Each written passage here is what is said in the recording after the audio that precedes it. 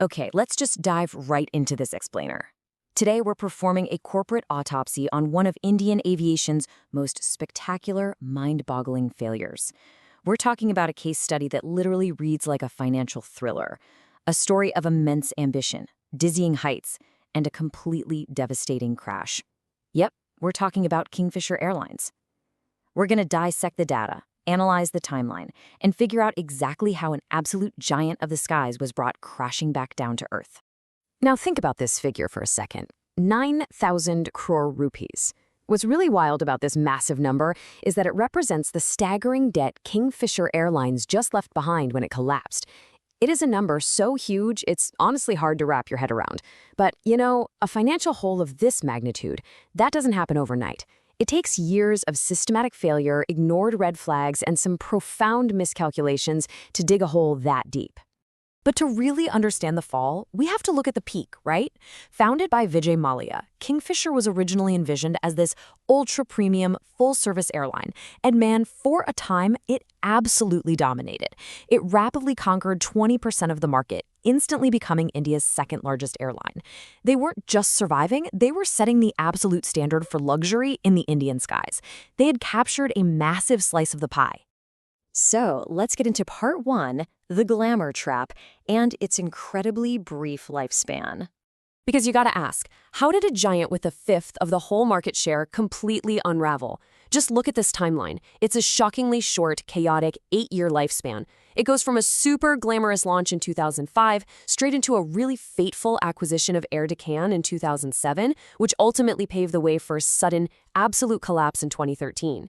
8 years is barely a blink in legacy aviation, yet it was enough time to build a massive empire and then completely tear it down.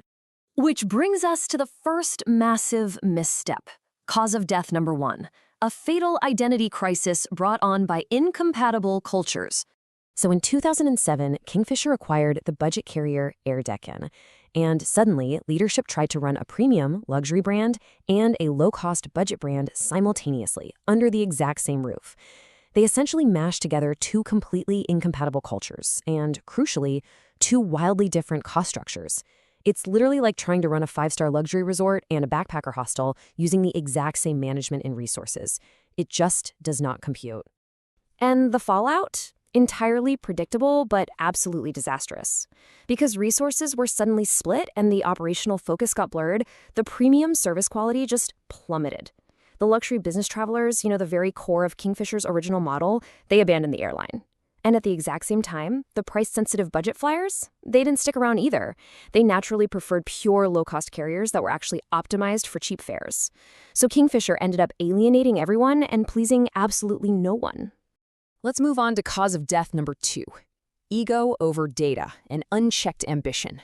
Instead of hitting the brakes to stabilize this massive internal mess caused by the Air Deccan merger, Kingfisher literally slammed on the gas. They launched an aggressive, frankly premature push into international routes.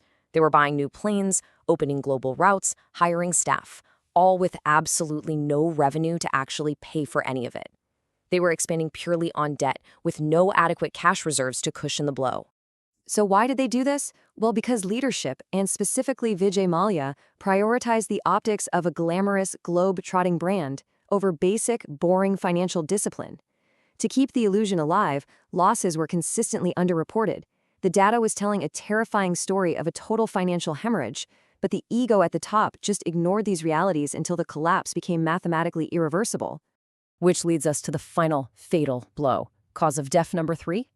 The debt illusion and its systemic enablers. Look, an airline cannot rack up 9,000 crore rupees in debt entirely alone, right? Internally, there was a complete and total governance failure. There was absolutely no independent financial oversight to step in and stop the bleeding. The board of directors, whose literal job is to protect the company's financial health, they just functioned as a rubber stamp for Mallya's ambitions. It was a complete governance vacuum at the highest level.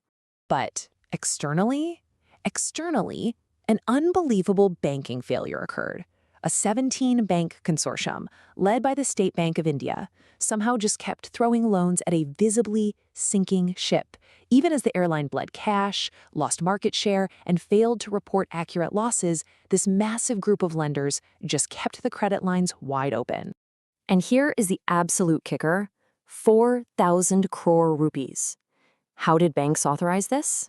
Well, they accepted the Kingfisher brand itself as collateral. An intangible asset, literally just a name and a logo, was wildly overvalued at 4,000 crore rupees to support the borrowing of actual cash. They were lending real, hard cash against the pure illusion of glamour. It's wild. All right, so let's get into the post-mortem. What are the major lessons from this fall? If you are building or investing in a business today, it really comes down to this: never sacrifice identity clarity for rapid growth. You absolutely must define your model and stick to it. Are you a premium full-service operation, or are you a low-cost, high-volume player? You cannot be both. Focus is absolutely everything. Furthermore, the financial lesson here is absolute. No matter how famous your name gets, no matter how much people love your logo, you can never rely on intangible brand equity to secure real-world debt. Brand value vanishes the very second the market realizes the underlying business model is broken. Real debt requires real cash flow, not just glamour. So, I'll leave you with this thought to ponder regarding your own business ventures, the companies you work for, or even the brands you support. What is the true cost of prioritizing glamour over data? Are the decisions being made driven by hard facts, or are they being driven by ego and optics?